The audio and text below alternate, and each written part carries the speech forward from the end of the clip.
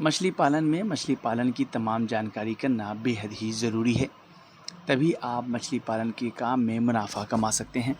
बिना जानकारी मुनाफा कमाना बेहद ही मुश्किल काम है। मछली पालन करने वाले जानकार कहते हैं कि मछली पालन में मछलियों की ग्रोथ तभी संभव है जब तालाब का वातावरण मछलियों के लिए सही होगा। तालाब के वातावरण को कैसे मछलियों के लिए मुफीद बनाएं, इसकी जानकारी होना भी बेहद ही ज़रूरी है। हालांकि इससे पहले आपको यह जानना बेहद ज़रूरी है कि आपके तालाब के आकार के हिसाब से तालाब में कितनी मछलियों को डाला है। फ़िश एक्सपर्ट कहते हैं कि तालाब के अंदर ज़्यादा मछलियां डालना सही नहीं होता।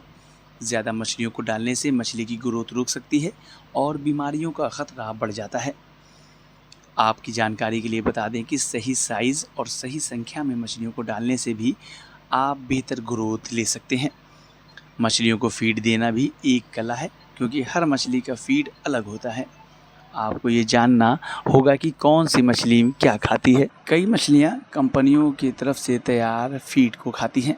इन सब चीज़ों की जानकारी भी होना ज़रूरी है। आप मछलियों को बाज़ार का फ़ीड खिलाते हैं या फिर होममेड फ़ीड, ये फ़ैसला इस पर निर्भर करता है कि आपके पास बजट कितना है। बाज़ार से बना हुआ फ़ीड खिलाने पर लागत ज़्यादा आती है, जबकि होममेड फ़ीड तैयार कर सकते हैं जिसकी लागत कम आती है। बता दें कि बहुत सी मछलियाँ प्लैंकटन खाती हैं, जबकि कुछ मछलियाँ ऐसी हैं जो बाज़ार का फ़ीड खाकर ही ग्रोथ हासिल करती हैं। इसलिए सही फ़ीड का चयन मछलियों की ग्रोथ को सही करता है, बल्कि उन्हें बीमारियों से बचाने में भी मदद करता है। याद रहे, सस्ती चीज़ हमेशा ही फ़ायदेमंद नहीं होती। जो मछलियों के लिए बेहतर है वही उन्हें देना चाहिए। मौसम के हिसाब से तालाब में बदलाव करना बेहद ही ज़रूरी है। जैसे जैसे मौसम बदलता है, तालाब का तापमान, ऑक्सीजन स्तर और फीडिंग पैटर्न पर भी असर पड़ता है। आपको यहाँ यह समझना होगा कि गर्मियों में मछलियों को ज़्यादा ऑक्सीजन की ज़रूरत होती है और सर्दियों में उनका मेटाबॉलिज्म धीमा हो जाता है।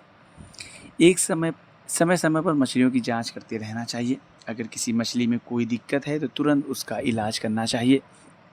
अगर इन छोटी चीज़ों को आप मछली पालन में फॉलो करते हैं तो इससे मछली पालन में आपको फ़ायदा मिलेगा। अगर आपको हमारा ये वीडियो अच्छा लगा तो हमारे YouTube चैनल को सब्सक्राइब करना न भूलें। बेल आइकन भी ज़रूर दबा दें। इस तरह के वीडियोस को देखने के लिए Facebook और Instagram पेज को भी फॉलो करें।